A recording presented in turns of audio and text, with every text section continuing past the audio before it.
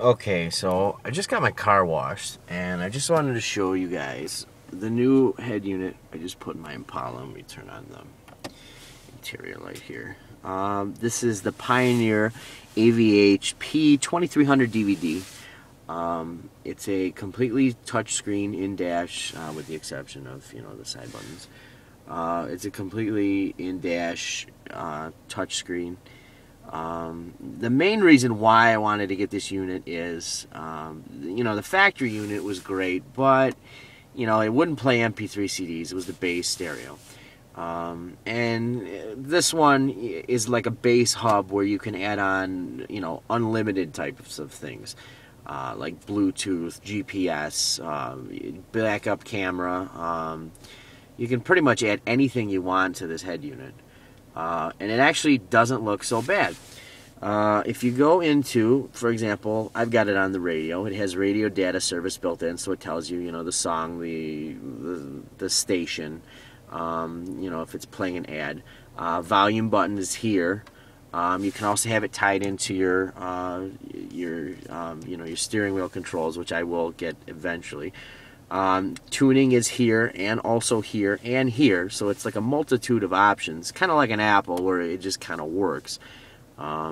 Equalizer, it's got all shortcuts built in, so you can just use it and you don't have to worry about it. Let's see if I can go into some of the things here. It's fully customizable. The interior illumination is 100% customizable. If I can hit this here, I'll show you. This is the customizable menu. You can change both the appearance and the background. I'm going to go ahead and hit, let's see, appearance.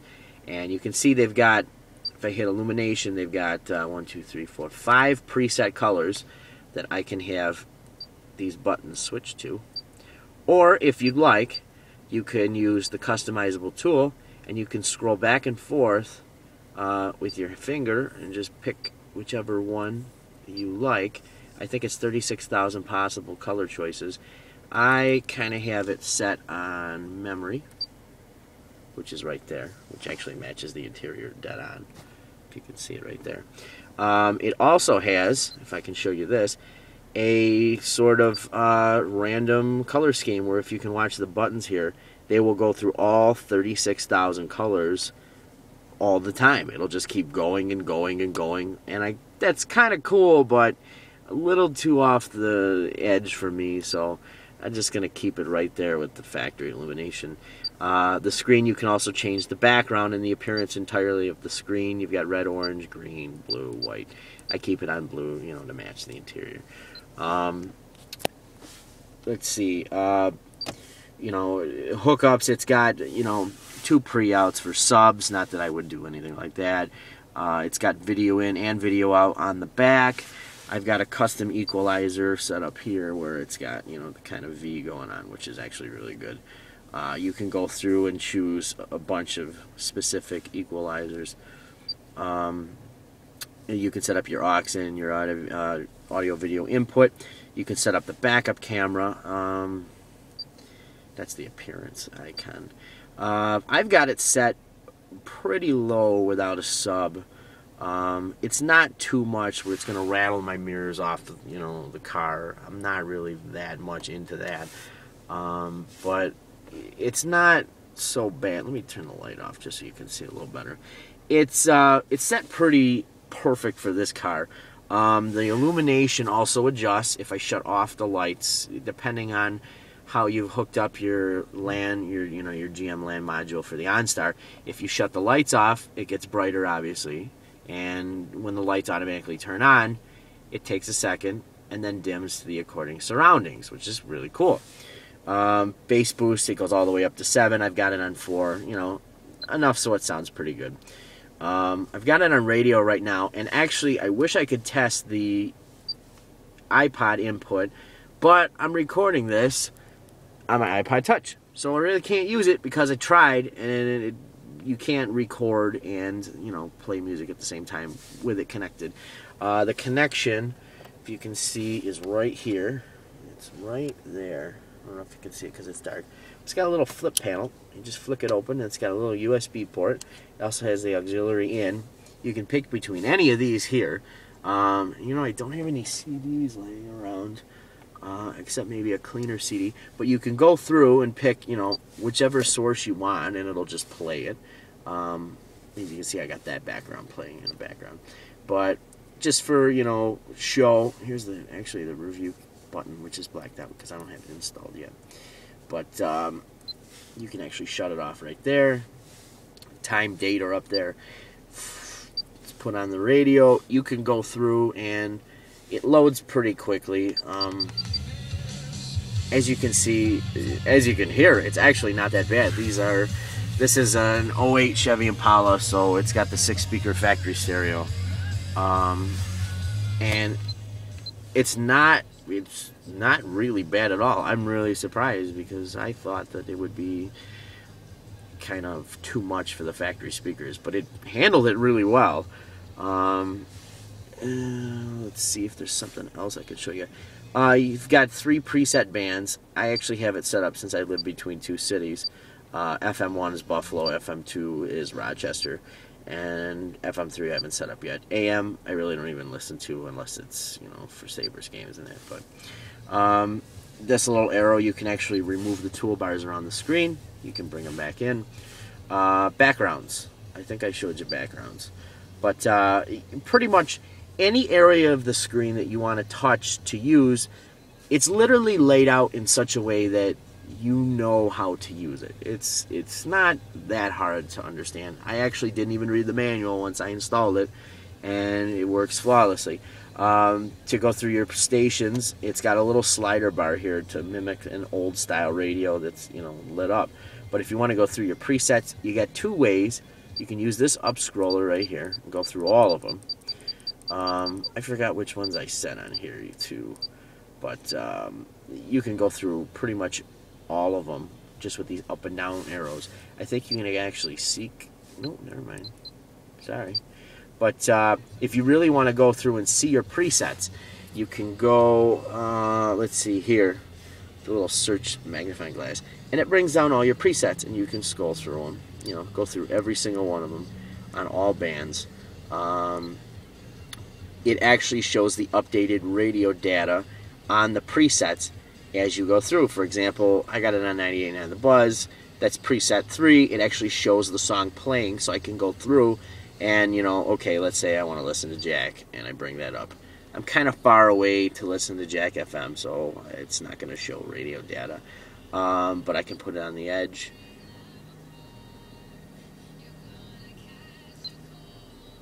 Oh, that's 100.5 the drive. I can pretty much just go through and hit any one of them, and it'll show, you know, the song, the artist in the scroll. So that's actually a really handy feature. I just loaded it up here. It actually has a feature, and actually what I'll do is I'll show you how to use it. This is BSM. Basically, all you have to do is it's set up for best station management for the system. So, for example, you go into another city, you don't even know where you are, just hit this, and it will preset all your presets to all the radio stations around. And I'm actually only showing you this because I got to go in and redo them anyway. So, it'll go through and it'll search for the best signal, and it just updated all the push button, you know, simulated push button here, to all the stations that are within the area, and I can go through and change them. And some of these I don't even know. I don't know what that one is or this one, but as you can see, it displays, you know, website information, stuff like that. If I close that, just kind of show off the radio there. This here, the local button, you got 4 levels there. You can actually go through and choose how far you want the station to seek. If you have an amplified antenna, that works really well, which I do, because my antenna is in the glass. I don't know if you can see it, but I really like this unit. It's pretty cool. It's pretty much everything that I wanted. Actually, what I can do is I shut off the source and hold it, I think, and it'll show a demo. Yep. It'll go through and show you a demo of pretty much everything it can do in all different colors. And this will just play at random. That's another background, the Earth with the clock. I wasn't too much of a fan of it, so I didn't put it on. But it's just showing you that, for example, is the iPod setup. It also displays album information, displays album art. You can go through and choose by alphabet. Actually, I'm just doing this as it's saying it as it does it, but you can go through the alphabet and just pick genres and playlists, and it'll search for you. And it's really cool because, for example, I actually got pulled over about 2.5 weeks ago because I was trying to find a song on my iPod, and in New York State there's a hands-free law, and I had to convince the cop that it actually was just an iPod and not really a cell phone. And I wanted to avoid all that. I was kind of, myself, I wasn't comfortable holding an iPod and scrolling through it while I was driving. So with this, I can just plug in to the USB port, run it either to the glove box or in the center console here, and I can control everything on the screen just as if I were, you know, controlling it on the iPod. So, hope you liked the video, and is it going to do anything more? No. But that is the Pioneer AVH-3200 or 2300 DVD. I forgot to mention it does play DVDs. I don't have any in the car here. Not that I would play DVD movies. I don't really see the point. But to play DVD movies, there's actually a parking brake trigger set in the car, which I can set now. Actually, we just set the parking brake and turn it on, and then it'll actually show, I think, video as well. Maybe not. I forgot how to. Let's see here if I could go USB menu. I can show you some of the features to go through. You can change subtitle audio on all the DVD movies. You can change the aspect ratio. It does play DivX burn to DVDs, which is kind of cool if you download movies and you know how to play them and burn them. I also forgot to mention, here's another thing I wanted to bring up. When you check out this unit, it has a little starred folder, and I really didn't understand what it was. But what you can do is you can go through, and all you have to do is hold on to, I don't know why that's muted. Oh, maybe because the parking brake's on. If I take it off. Basically, I don't know why that's muted. Oh, you know why? Because it's in. Let's put it back on radio. You can go through and pick the specific ones you know you're going to use a lot. Like, I'm kind of just getting used to it, so I've got the bass boost and loudness and graphic equalizer. If you hold it, it'll star itself. Just like that.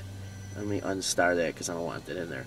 But once you've starred these, this is now a favorite. So now you've got the 3, or you know, you can go as many as you want. These are my 3 favorites that I can go through and customize.